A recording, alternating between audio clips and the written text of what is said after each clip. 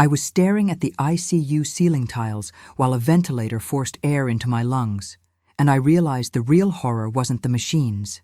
It was that I could hear everything. I heard my husband, Grant, step in with that soft, grieving voice for the nurses, and then I heard my son Jordan join him like this was just another errand.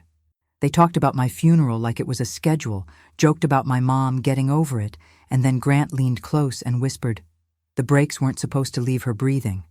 My heart was screaming inside a body that wouldn't move, and I knew they thought I was already gone, but they didn't know I'd already found the one person who could hear me, and I was quietly setting the trap while they still believed they were in control.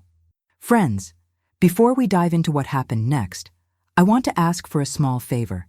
Please subscribe to the channel, like this video, and tell me in the comments what city and country you're listening from.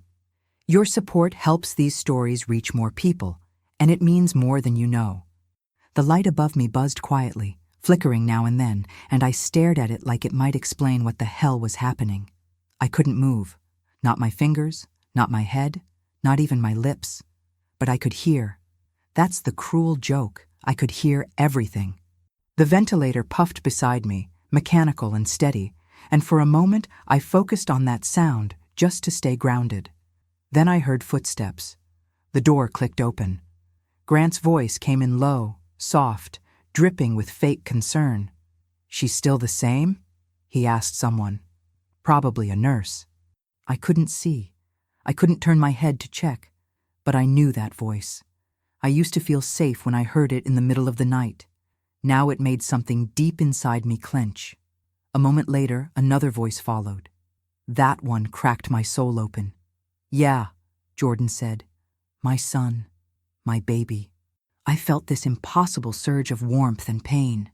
If he was here, I thought maybe there was still love, still hope. But then they started talking, not crying, not comforting, talking. And the words they said made everything inside me go ice cold. Grant said it like he was reciting a checklist. "If the doctors say she's not coming back, we'll move forward. The insurance is ready. I talked to the guy at the agency yesterday." My heart started slamming against my ribs, even if no one else could see it. Jordan asked about the house. "The house I raised him in. Do we put it on the market now, or wait till after the service?" Service? Were they planning a damn funeral already? For me? I tried to scream. I swear I did. I tried to lift my arm, blink my eyes. Something. Nothing. My body betrayed me. I was trapped inside a shell that wouldn't respond, forced to listen while my husband and my son treated me like a loose end. I didn't understand. Not fully.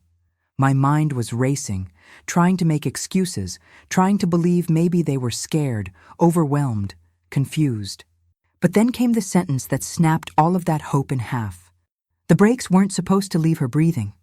Grant said it like it was just a thought, not a confession, not a whisper of guilt.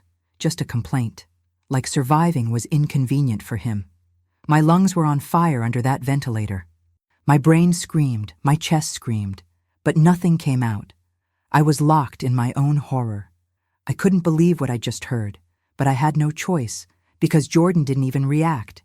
He just asked, calm as ever, "Can it be traced back to us?" Us. That word echoed louder than anything else. I think I stopped breathing for half a second. My son, my flesh and blood, us. It wasn't just Grant. Jordan was in it. I couldn't even cry. But inside, I felt something breaking. Not a crack, more like a collapse. How do you process that the boy you nursed, protected, fought for, might have helped plot your death? My mind scrambled through every memory, trying to find the moment it all turned. I thought of Jordan as a kid, with skinned knees and cartoon pajamas. I thought of late-night talks, college visits, birthday dinners. Had I missed something? Had he always been like this and I just refused to see it? Or did Grant poison him with promises, with lies? My chest ached worse than the accident ever had. Not from injuries, but from betrayal. From the pure humiliation of lying there, helpless, while the two people I loved most in this world talked over me like I was already dead. Grant leaned in closer then, probably checking my face. I kept my eyelids still, praying they'd think I was too far gone to notice. but inside, my brain was lightning. I knew in that moment that I couldn't just focus on staying alive. I had to figure out how to fight. And the only weapon I had left was silence. They left the room like nothing happened. I heard the door close, and the room went quiet again, except for the soft whir of machines keeping me alive. I stayed in that silence, my body useless, but my mind screaming. I didn't know what day it was, how long I'd been like this, or if anyone out there was fighting for me. But I knew this much. Grant and Jordan thought I was gone. They thought they'd won. That gave me a sliver of time. A window.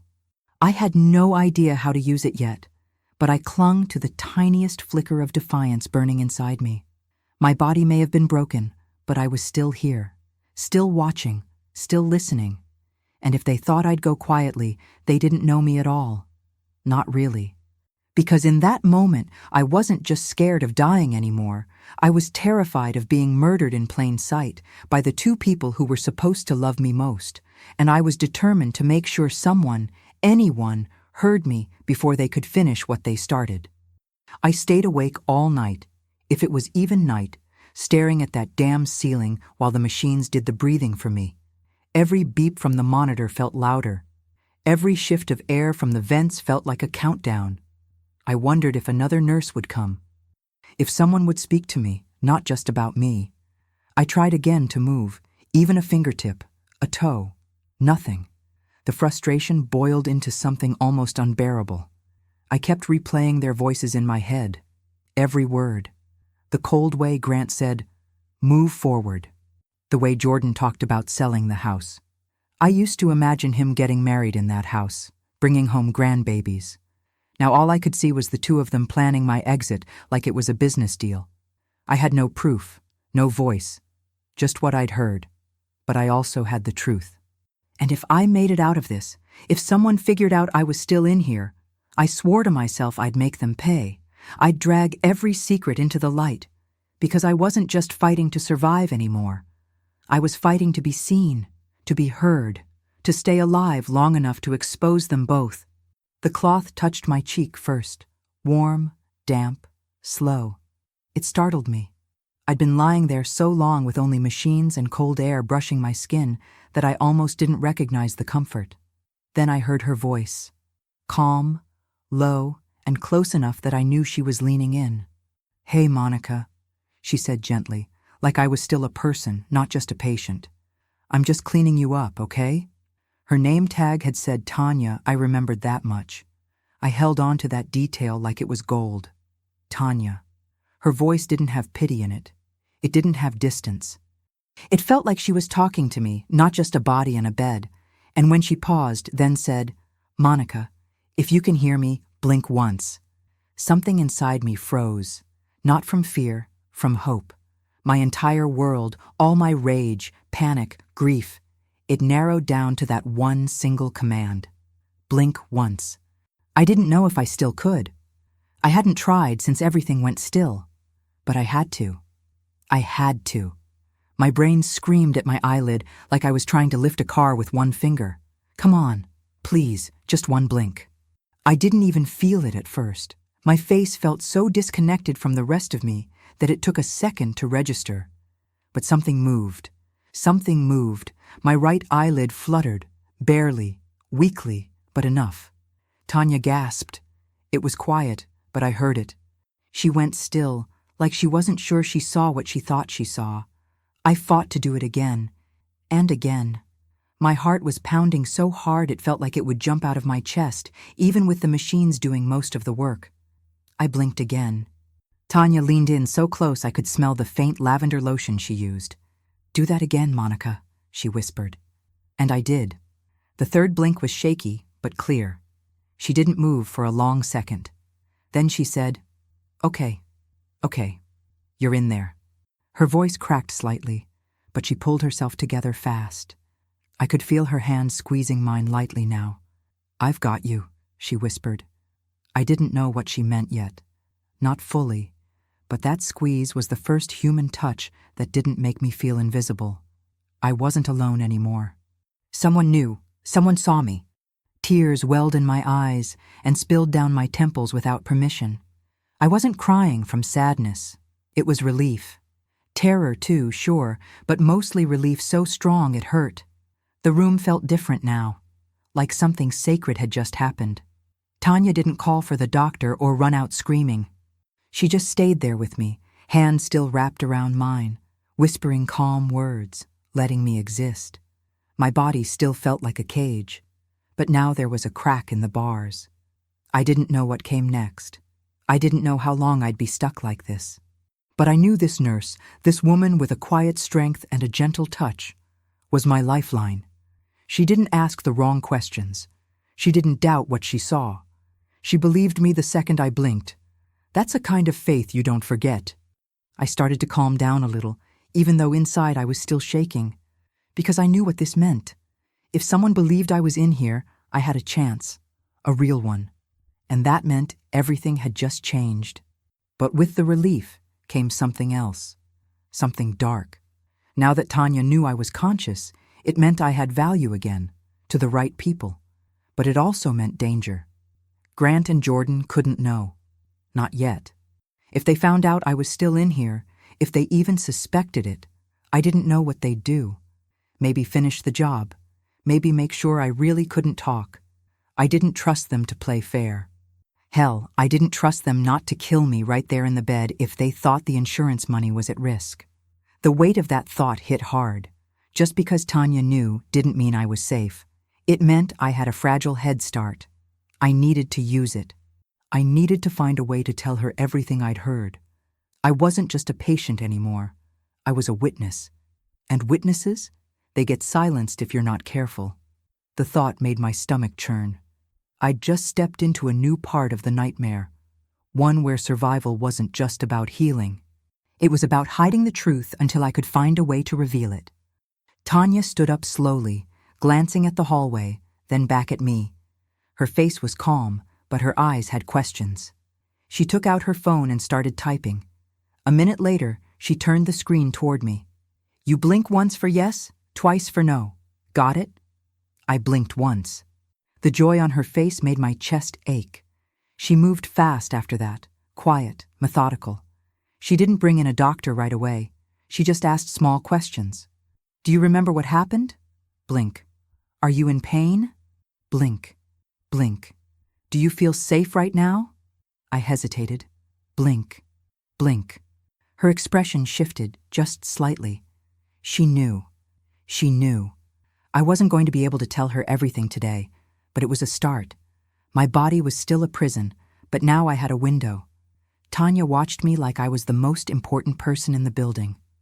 That look did more for me than any treatment or machine. For the first time since the crash, I felt human again. Valuable. Real. The room stayed quiet after she left, but it wasn't the same kind of silence. This time, it was full of purpose. I stared at the ceiling like before, but now I was planning, calculating. Tanya had lit a fire in me, and I wasn't letting it go out. I didn't know how long it would take, or how far she could go without raising suspicion, but I had something I hadn't had before. A chance. I wasn't just alive, I was seen. And that changed the entire game. Grant and Jordan had been so sure I was gone, that I couldn't speak, couldn't fight, couldn't tell on them. But they were wrong, so wrong, because I was here. I heard everything. And now someone else did too. I still couldn't move. I still couldn't scream. But I had one muscle, one blink, and one ally. And that, I decided, would be enough to start burning it all down. Tanya came in with the same soft energy, but this time her hands weren't empty. She rolled a little cart up to my bedside, and on top of it was a laminated board covered with the alphabet, numbers, and a few simple words. I knew what it was. I'd seen it before, in rehab videos, in nursing home scenes on TV. A communication board. She moved it next to me like it was sacred.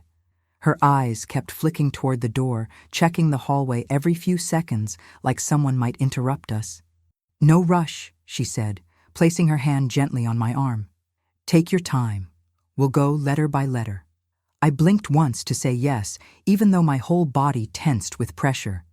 I was terrified of getting it wrong, of her giving up on me if I messed up. But she didn't rush. She just stayed with me, patient, watching my eyes closely as she ran her finger over the letters. I blinked when she reached H. She stopped, then moved again. USB. A slow spell. I hated how long it took. I hated how my whole truth had to crawl out one blink at a time.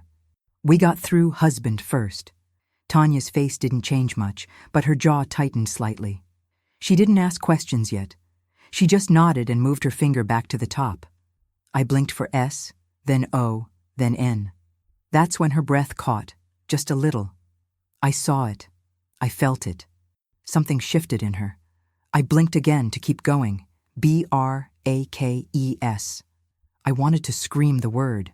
I wanted it to explode off the wall and slam into someone's chest, but I only had my eyes. I blinked again. FUNERAL. I saw Tanya's mouth press into a line. Last word. I blinked hard. INSURANCE. When she finished reading it aloud, her voice was steady, but I saw the heat rise in her neck. She looked at me for a second, really looked, and then she whispered, "Okay." That's all she said. Not, "Are you sure?" Not, "That's crazy." Just okay. And that one word held more belief than anything I'd gotten from anyone in weeks. Spelling it all out took everything out of me. I was sweating, exhausted, mentally wrung dry. But something inside me had cracked open, like a heavy lid that had been welded shut. I wasn't silent anymore, not fully. Tanya sat down beside me after, not rushing to bring in a doctor or make calls. She just stayed in that moment with me. "Monica," she said softly, "you're safe right now. I believe you. And I'm gonna help. But I need to move carefully, okay?" I blinked once, and it took all my energy just to do that. She squeezed my hand, firm and warm. No pity in her eyes.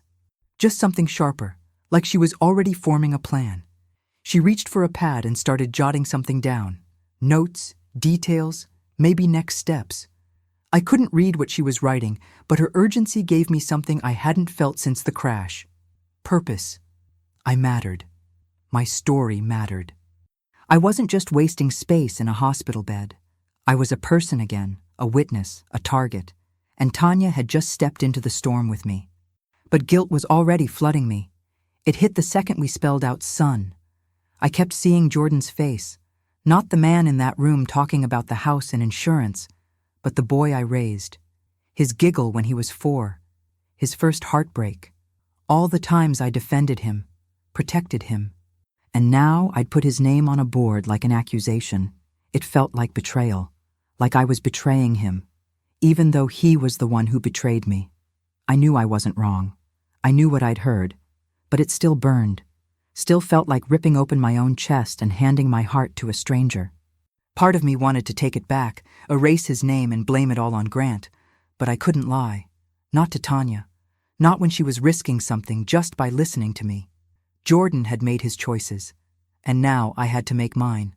I had to survive this, even if it meant facing the ugliest truth a mother could ever hold. Tanya stood up to adjust my blanket, then looked toward the door again. "We're not going to say anything yet," she said quietly. "Not until I figure out the safest way. But you're not alone anymore. You hear me?" I blinked once. I believed her. But that didn't stop the fear crawling through my skin. If Grant or Jordan walked in right then, would they notice anything different? Would they sense the shift? My heart started racing at the thought. What if they saw the board? What if Tanya wasn't fast enough to hide it? She must have read it on my face, on my eyes, because she smiled, small but solid. "I've got you," she said. Then she rolled the board out of view and made a quick note in my chart. Nothing suspicious, just routine. She made it all look normal, and that gave me the tiniest bit of peace. She was smart, careful. She wouldn't blow this too soon. I had to trust her. For now, that was all I could do, trust and blink. As the door clicked shut behind her, I stared at the spot where the board had been. Just a sheet of letters, but it had changed everything. I wasn't just trapped and screaming in silence anymore. I had started telling my story, one blink at a time. It felt like trying to swim across an ocean with a single breath in my lungs. But I'd already made it farther than I thought I could. Tanya believed me. Not out of sympathy, but because she listened. And that belief, quiet and steady, became my rope in the dark. I didn't know what the next step would be. I didn't know how to prove everything or what Tanya's plan was. But I knew this. Someone finally saw me, and she wasn't turning away. And that meant, for the first time since that crash, I wasn't entirely powerless. The shuffle of papers reached me before anything else, that dry, deliberate sound, like someone sorting through a stack of decisions. I knew it was Grant before I even heard his voice.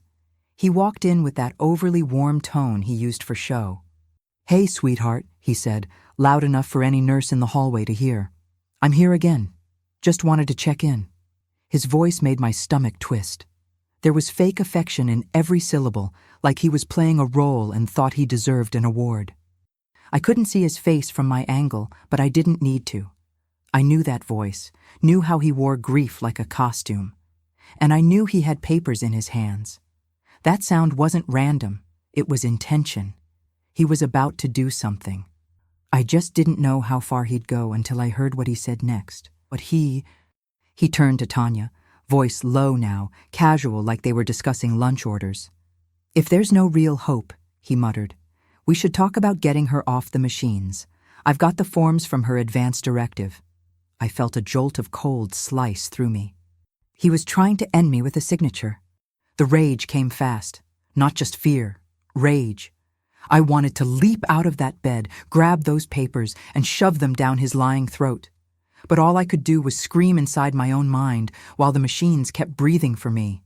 Tanya didn't respond right away. She paused, like she was measuring the moment. "That's a conversation to have with her physician," she said, smooth and professional. "It's not something we can rush." Grant chuckled under his breath. Sure. But legally, if the documents are in order..." His voice faded out as he walked closer to me. I felt his shadow before I felt his breath.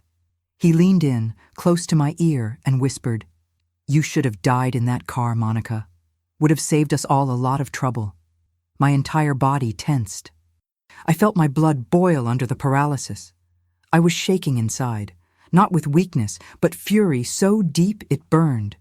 He was saying it like it was my fault his plan hadn't worked, like I was the inconvenience here, ruining the nice, clean ending he'd planned. I shifted my eyes hard, blinking toward Tanya with every ounce of panic and desperation I had. 1, 2, 3 blinks. Don't let him, please. I hoped she understood what I was saying, even without the board. Her face didn't change. She kept her expression neutral, but I could see the alertness in her body.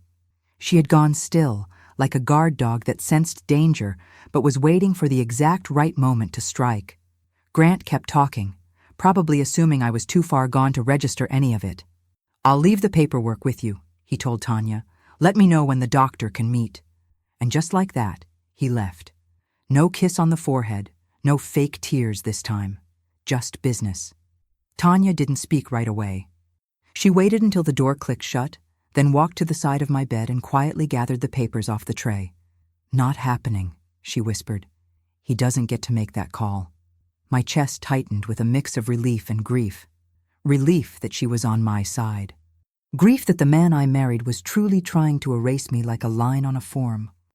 I watched as Tanya folded the papers and slipped them into her pocket. Not the shredder, not the trash, but her pocket. She wasn't taking chances. "He thinks you're done," she said softly, "just for me. But we're not letting him decide that." Her voice was steady, but I could hear something under it now. Anger. Not explosive, but rooted, focused.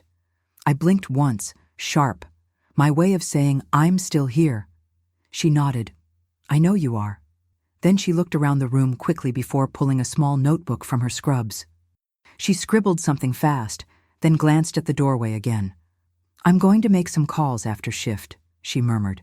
"People outside this hospital, quiet people, smart people." I didn't know who she meant, but the way she said it told me she wasn't just going to file a report. She was going to do something. Something real. I felt a strange rush of adrenaline just from watching her work. Even though I couldn't move, something in me was bracing, shifting, preparing, like my body knew the tide had turned. I couldn't stop thinking about that whisper. You should have died. It echoed through me like poison. How long had he been planning it? Was it just Grant, or had he pulled Jordan deeper into this than I knew? The thought made me sick. And now he was trying to use paperwork to finish the job. The kind of paperwork that sounded gentle. Advance directive, end-of-life care, but in the wrong hands became a loaded gun. And my hands didn't work anymore. That's what made it so cruel. I couldn't say no. I couldn't scream for help. All I had were my eyes, and Tanya. Thank God for her. If she hadn't been here, hadn't been watching, I wouldn't even know this was happening. Grant would have walked in with fake tears and walked out with a signed death sentence. And no one would have questioned it. No one but her. She didn't treat me like a ghost. She saw me. Every twitch of my eyelid. Every signal. And she believed me. That was saving my life in ways no medicine could. When she left the room, she paused by the door, turned back, and looked at me one last time. We're going to stop him, she said. Simple. Quiet. No drama. And that was what made it powerful. I blinked once, not just to say yes, but to say thank you. As the door closed behind her, I stared up at the ceiling again. But this time, the silence felt different. I wasn't just laying here, waiting to be erased. I was resisting. Still trapped, still broken, but no longer invisible. Grant thought the papers in his hands would make everything neat and easy. He didn't know I'd found a soldier in scrubs who was willing to fight beside me. And he didn't know I was stronger than I looked. I was still alive. And that alone was starting to feel like a kind of rebellion. I heard the soft scuff of Tanya's sneakers pause in the doorway before the door even opened. That pause told me everything. I knew she was ready. Her routine was always smooth. But today there was a tension in the air, like the air itself had gone still to listen. Then came the voices. Grant first, doing that fake tired sigh like visiting me was such a weight on his soul. Still no change, he said to Tanya, loud enough for show. Then Jordan walked in behind him, mumbling something about traffic. I knew what this was. A performance for any eyes watching. But they weren't here to grieve or check on me. They were here to plan. My heart slammed so hard I could barely breathe around the ventilator's rhythm. Not from fear, but from rage and focus. Tanya had her phone in her pocket, the voice recorder running, and all I had to do was listen. Just stay quiet, just let them speak. This was it, our proof, or at least the start of it, and they had no idea. Grant started with the house again, like clockwork. I've got the agent on standby, he said, walking past my bed without a glance. Your grandma might pitch a fit about it, but your mom wouldn't want the place sitting empty. She hated unfinished business. That sentence punched a hot wave of shame and fury through me. She, as in me, was lying right there in the damn bed, still breathing, still here. But to him, I was already buried. Jordan spoke next, and his tone made my skin crawl, calm, detached. And the payout? He asked, like he was checking a delivery date. I just need to know how soon after. He trailed off like it would soften the word death. It didn't. I felt humiliation rise like fire in my throat. They weren't mourning me. They were managing me, like a problem, like a spreadsheet line item, like a piece of property. And even as I wanted to disappear from the disgust of it all, I held on, because every word out of their mouths was evidence. Tanya didn't say a thing. She moved quietly around the room, checking IVs, adjusting my blanket, never interrupting. But I could feel her watching them, watching me. Every step she took was part of the plan. She was giving them space to talk freely. And they did. Grant started talking about my mother next, how, eventually, she'll accept it. He sounded annoyed, like my mother's love for me was a complication. She'll cry, he muttered, but she'll move on. People do. Jordan didn't even respond to that. Instead, he muttered, I didn't mean for it to go this far. Those words hit like a slap.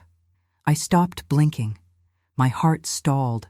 Not from surprise, I already knew he was involved, but because of what was buried in that sentence. Didn't mean for it to go this far. Regret? Guilt? Or just fear of getting caught? I wanted to believe there was some piece of my son still good underneath it all, but all I could feel was this cold, bitter wave of disgust.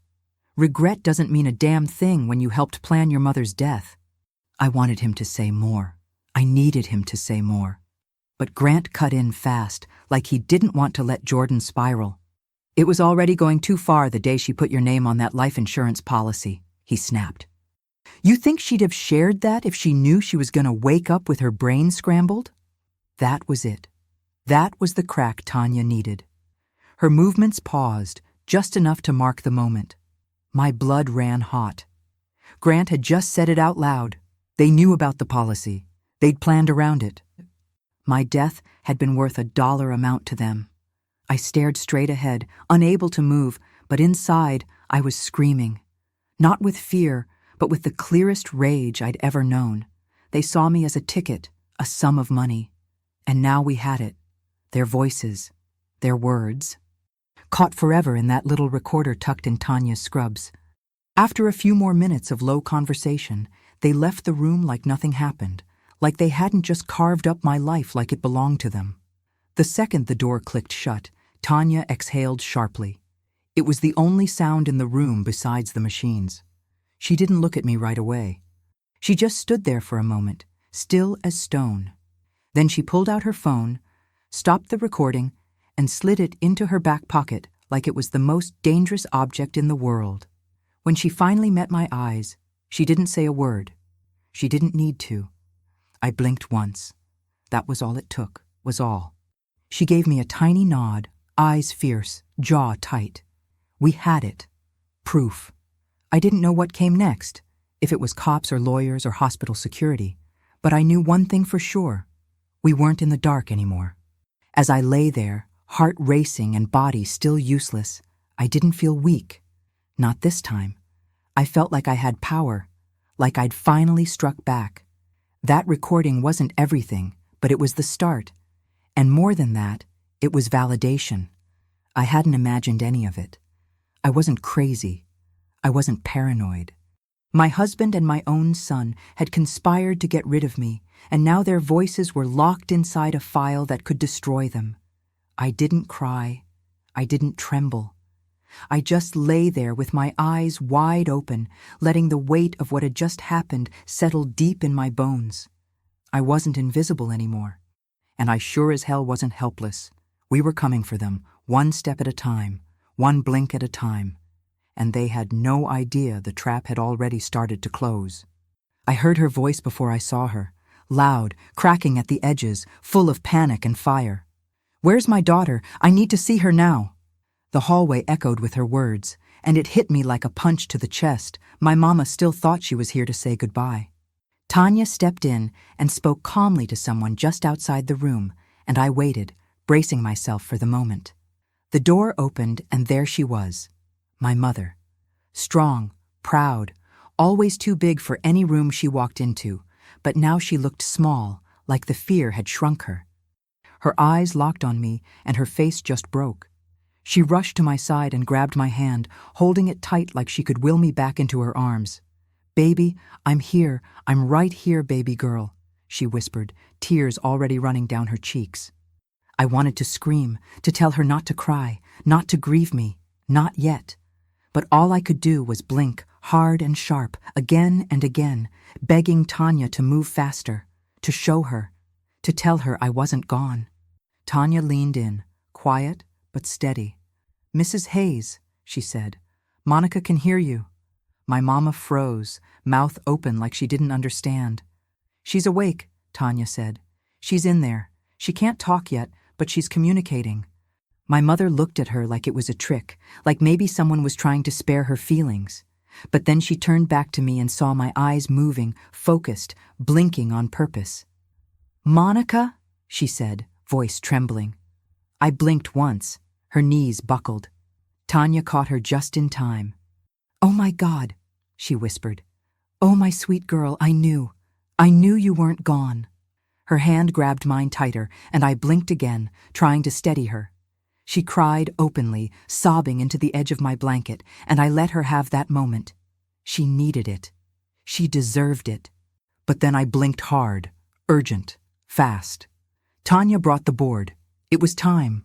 I had to tell her.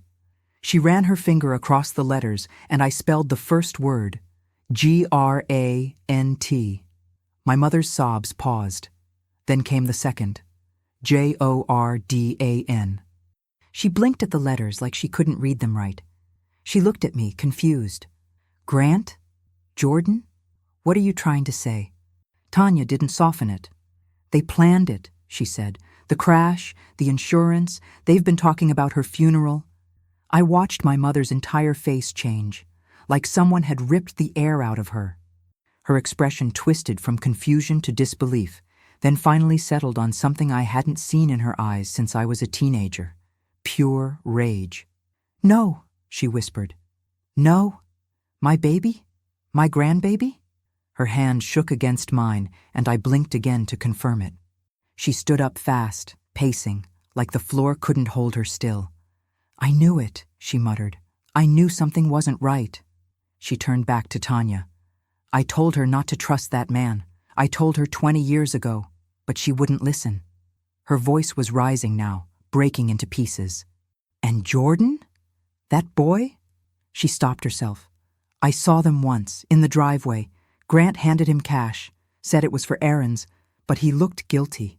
I told myself I was imagining it. Her eyes filled with something heavier than grief. It was shame, anger, and something worse. I should have done something, she whispered. I should have said something. Her pain filled the room like smoke. I wanted to stop her spiral, to pull her back, but I couldn't move.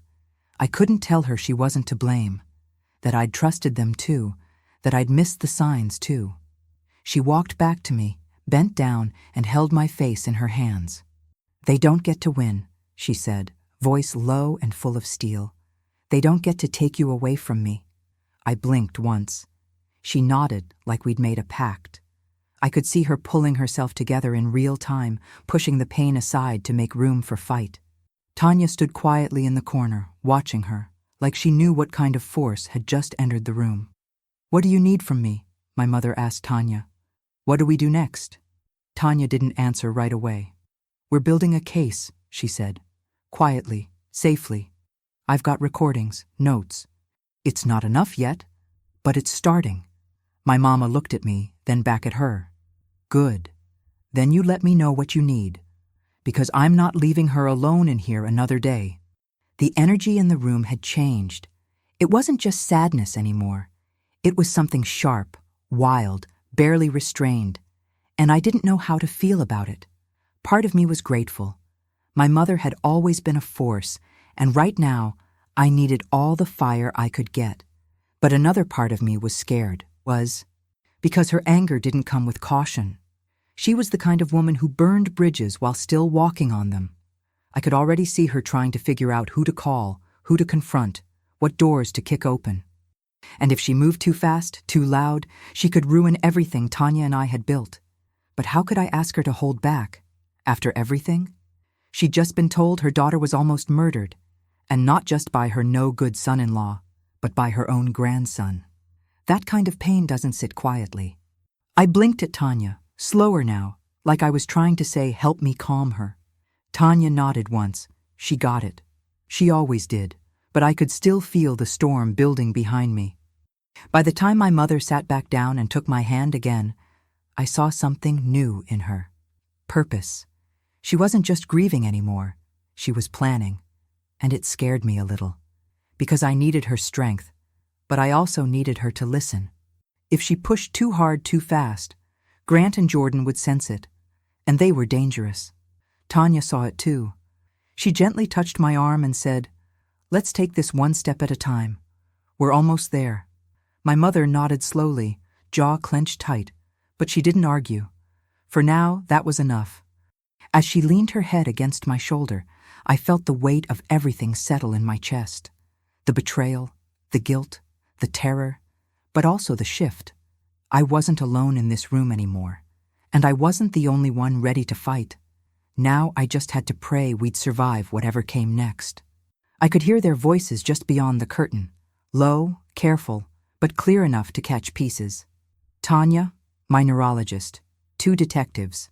The first one spoke gently, like he was walking on glass. "She's confirmed Grant," he said. "But we need to ask, are you certain about the son?" That word, son, landed like a blow to the chest. I felt something tighten in my ribs that the machines couldn't fix. I wasn't ready for that question. I knew it was coming, but hearing it out loud made everything sharper. It wasn't about Grant anymore. This was Jordan, my baby. The boy I raised, defended, loved harder than anything. And now I had to decide if I was ready to help take him down. My eyes locked on the edge of the curtain, heart pounding, mouth dry even with the tubes. My body still wanted to protect him. That old instinct was buried deep in my bones. But my mind knew the truth. He had helped plan my death, and not once had he looked back. Tanya came in slowly, holding the letterboard. She didn't say much, just pulled a chair close and gave me space to choose. No pressure, no rush. But I could see the question in her eyes, the same one from the hallway. Was I sure about Jordan?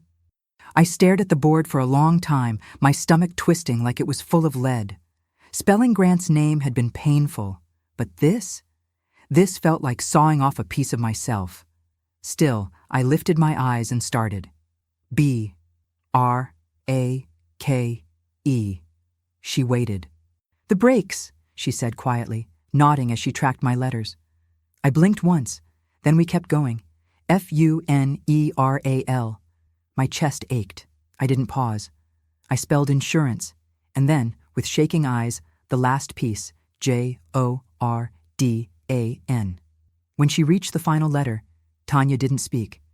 She looked at me for a long time, and I could feel her taking it in. There was no pity in her eyes, just understanding, and something like quiet grief. I blinked again, slow.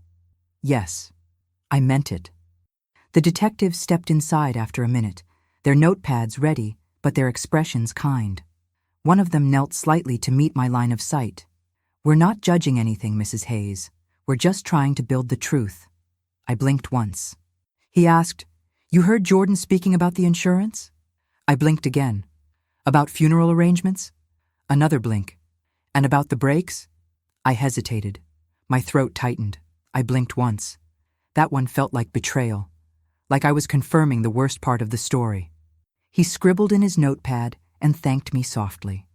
They left soon after, no big movements, no promises, just a quiet exit. But their footsteps felt louder now, like each step carried the weight of the truth I'd just set free. I stared at the ceiling and tried to breathe past the guilt. Jordan hadn't touched the steering wheel, hadn't made the crash happen directly, but he'd stayed. He'd known. He'd agreed. And that, to me, was just as bad. I hated the war inside me. Part of me still clung to old memories. His laughter in the kitchen, his tears after his first breakup, the way he'd crawl into my bed at 4 years old, asking me to check the closet for monsters. And now he was the monster. Or at least, standing next to one. And I kept asking myself why. What did Grant promise him? What did he say that made my son trade me for a payout? Was it about money? Resentment? Did I miss something? Had I loved him too softly? Or not enough? The questions didn't stop, but the answers didn't matter right now. Because what he did, and I had to survive that truth, not rewrite it. Tanya sat with me after they left. She didn't speak, just placed her hand gently over mine. That warmth steadied me more than anything. I blinked at her, and she nodded like she understood everything I couldn't say. I think she did. I don't know how I made it through the rest of the day. My body felt like it had been through a war, even though it hadn't moved an inch. But something had changed. The weight was different now. Before, I was trying to prove I was alive. Now, I was trying to live with what that proof cost. Jordan's name would be in those files, those reports. His face would be in the eyes of detectives, maybe even in a courtroom, and I'd put him there, no matter how much it broke me. By the time night rolled in and the lights dimmed across the floor, I knew I'd crossed a line I couldn't walk back from. There's a kind of silence that comes after a choice like that. Not peace, something colder. But inside that cold was clarity. I had chosen myself. For the first time since the crash, since the betrayal, since all of it, I had chosen me. Not the version of me who covered for her son, not the woman who smiled and made excuses. I chose the woman who wanted to live. And yes, it felt like mourning. Like I'd buried a child who hadn't even died. But it was also survival. And I had to believe that was worth it. The second I heard the words, family meeting, float down the hall from the nurse's station, my stomach dropped like it had fallen off a cliff. My heart started pounding so loud I could hear it over the ventilator. I didn't need anyone to tell me what this was. Grant was coming. And he wouldn't come alone. This was the performance he'd been building up to. The grand act of the grieving husband. The one who just wants to do the right thing. I knew every part of it before he even walked in. The sighs, the fake wet eyes, the righteous concern. But what scared me most was the shift. Could he feel it? Could he sense that something had changed? That the silence in this room wasn't his playground anymore? I kept my eyes fixed on the ceiling, focused on breathing, reminding myself not to show panic. We were ready. Tanya had prepared everything, but still, fear crept in like fog. I'd seen how dangerous Grant could be when things didn't go his way. And Jordan. I didn't even know what version of my son would walk through that door. They entered together, Grant in front, all solemn posture and tight-lipped expression. Jordan behind him, arms crossed, face unreadable. The hospital staff came in too. Tanya, my neurologist, a patient advocate, a chaplain. And then, off to the side, a man in plain clothes. Law enforcement. I recognized him from earlier, the one who'd asked if I was sure about Jordan. No badge on display, but his presence was loud even in silence. Grant started talking first, of course. "We've all been doing our best," he said, voice low, practiced. "But we have to face the hard truth. Monica wouldn't want to live like this, not like this, hooked up to machines, no dignity, no peace." He looked around, giving each person in the room a slow nod. "I'm asking that we let her go, gently, respectfully." He walked to the side of my bed and looked down at me. "She deserves that much."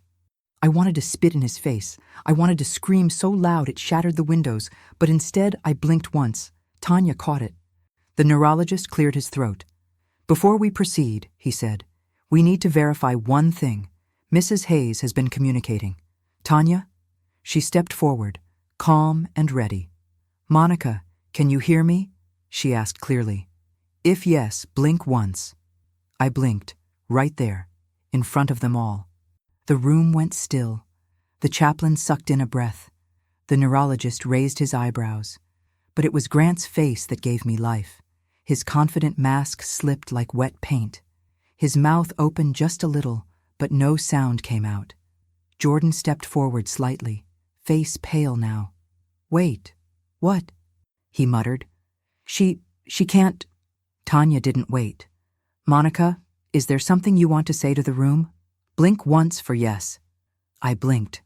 The law enforcement officer stepped forward, finally speaking. "We've been monitoring communications from the patient. We have recorded statements from previous visits." And just like that, the ground shifted. I could feel it.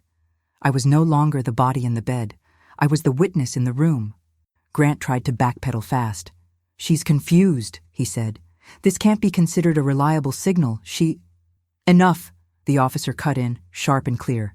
"We have your voice, Mr. Hayes, yours and your stepson's. We'll be following up shortly."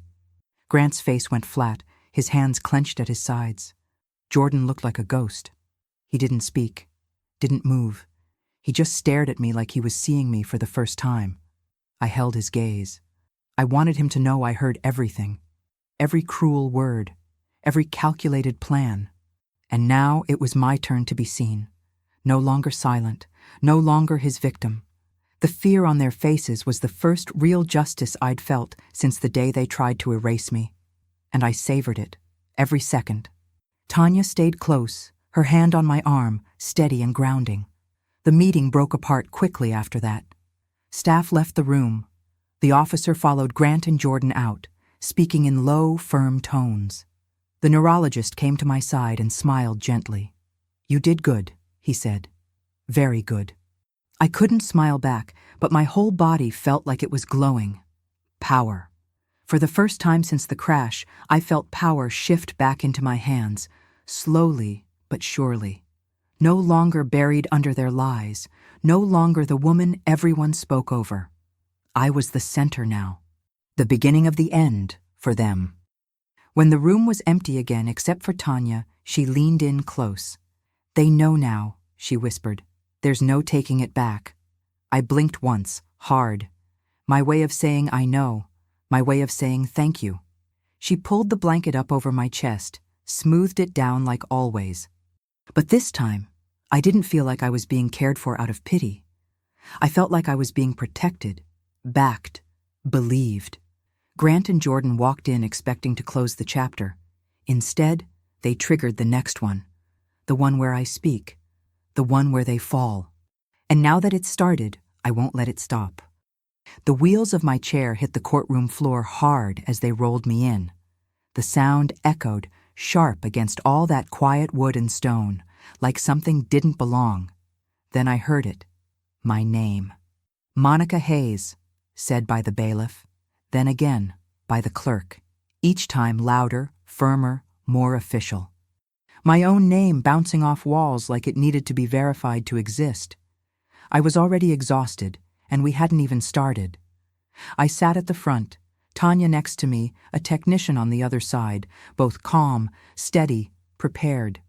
But inside, I was boiling. I couldn't believe I had to fight this hard, this publicly, just to be believed about what happened to me, about what was done to me. Every blink I'd spell out today had to work twice as hard to be heard. The court needed facts, not emotion. But facts meant reliving it. And that meant reopening every wound Grant and Jordan left behind. Still, I was here, alive, present, and not giving them a single inch of my silence. The judge explained the setup, how my communication would be read aloud after each phrase was formed. 1 blink per letter. It was slow, it was grueling, but it was the only voice I had. Tanya stood beside me, holding the board, tracking every letter with patience. The assistant repeated each word into the mic so the court could follow. I spelled brakes, I spelled insurance, I spelled funeral, I spelled Grant. And the last one, with a slow, shaky breath, I spelled Jordan. Each name sliced through me like glass, but I didn't stop. I described the way they spoke over me, the way they planned to let me go, the way Grant whispered that I should have died. The courtroom stayed quiet except for the clicks of typing and the quiet murmur of people trying to hold their reactions in. Every blink was a battle, but I kept going. I had to get the truth on record, not just for me, for every woman whose pain was dismissed, whose story was doubted. They needed to hear me, all of me. Then came the defense. Grant's lawyer stood with this puffed-up calm, like he was saving the jury from a lie. He called my communication inconclusive, questioned the mental clarity of a woman who couldn't move. I wanted to scream. He tried to paint me as confused, suggested maybe I misheard things, maybe I misinterpreted. Trauma distorts memory, he said. Tanya clenched her jaw. The tech shifted uncomfortably, but I stayed still, because we were ready. As soon as he finished, our attorney stood and requested permission to play the audio. The judge allowed it. And the moment it started, Grant's voice, cold, direct, unfiltered, the entire room changed. You could feel it. The energy shifted. People leaned forward. No one whispered. No one looked away. Grant's words played. Jordan's too. The insurance talk, the funeral talk. The break comment, all of it. The real truth, their truth, in their voices, and no lawyer could explain it away. When the audio ended, there was nothing left to argue. Grant's face looked like wet paper, folded in on itself. He didn't even look up. Jordan sat stiff, jaw locked, eyes on the table. But he still didn't look at me. That silence between us felt heavier than anything else in that room. He didn't need to say a word. I could feel his choice hanging in the air. He'd picked his side a long time ago. That sharp, clean grief I'd been avoiding finally settled in. I didn't cry. I didn't blink. I just watched him refuse to face me, and something inside me closed for good. The son I raised was gone. I might have given him life, but I couldn't carry his guilt for him. Not anymore. The verdict came in fast after that, guilty on multiple counts for both. Grant's charges were worse: attempted murder, insurance fraud, conspiracy. Jordan's were softer, but still serious: complicity, obstruction, accessory. The judge didn't waste time on speeches. She read the sentences clearly, without drama. Grant would be gone for decades. Jordan too, but less. I listened to each word and felt nothing like victory. Just rightness. It wasn't revenge. This was balance. This was the system for once, catching the ones who thought they could slip through. When the gavel hit, it didn't sound like the end. It sounded like air clearing, like a door opening. I was still sitting there in the same broken body, but I wasn't trapped anymore. I wasn't just someone they tried to bury. I was someone who stood back up and told the truth, letter by letter. After it was over, as the courtroom emptied and people murmured about the case, Tanya leaned down beside me. "You did it," she whispered. And even though I couldn't say it back, I blinked once, firm and full. We did it. She helped give me my voice when no one else would. I watched them take Grant and Jordan out in cuffs. Neither of them looked back. And that was fine. I wasn't theirs anymore. Not their wife, not their mother, not their problem to silence. I was my own. For the first time since the crash, I wasn't defending myself. I was just living. And that, more than any sentence, felt like freedom. The metal bars are cold under my palms, and my grip is shaky, but I don't let go. My legs tremble. Sweat runs down my temple, and I can feel every part of my body screaming. But this pain is real. It's honest. It's not the hollow stillness of that ICU bed, where my body was a prison and my voice didn't exist. Here, in rehab, I hurt because I'm trying. I'm fighting back into myself. One shaky step, one grunt, one push forward. Every muscle burns, and still I move. A woman on the far side of the room claps softly when I manage a full step without wobbling. Another nods at me like she knows what I'm carrying. I nod back just once, not because I'm proud yet, but because I'm starting to believe I might get there. The therapist says, "Just one more minute, Monica," and I do it, not because I have to, but because I want to.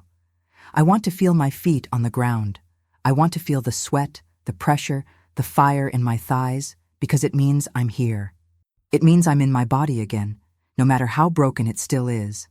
When I finally lower myself back into the chair, my breath is ragged, my arms shaking, but I'm smiling. Just barely, but it's there. The tiniest thing. A flicker of something I haven't felt in forever. Hope. Not the loud movie kind. The quiet kind that sneaks in when no one's looking. The kind that stays. The kind that says, "This isn't the end." Mama visits that afternoon, walks in with 2 coffees and a scarf she knit herself. She doesn't cry like she used to. Her face is softer now, but her spine's still made of steel. She sits beside me, eyes scanning every inch of me like she's doing inventory. "You look stronger," she says, and I nod. Then we sit quiet for a while, just breathing the same air. Eventually, she reaches over and takes my hand, and we talk. Not about what happened, but about what comes next. About boundaries. About how love doesn't mean letting someone break you. About Jordan. Saying his name used to crush me. Now I say it with a kind of calm. Not because it doesn't hurt, but because I've accepted that the boy I raised made his choice, and I made mine. I don't have to protect him anymore.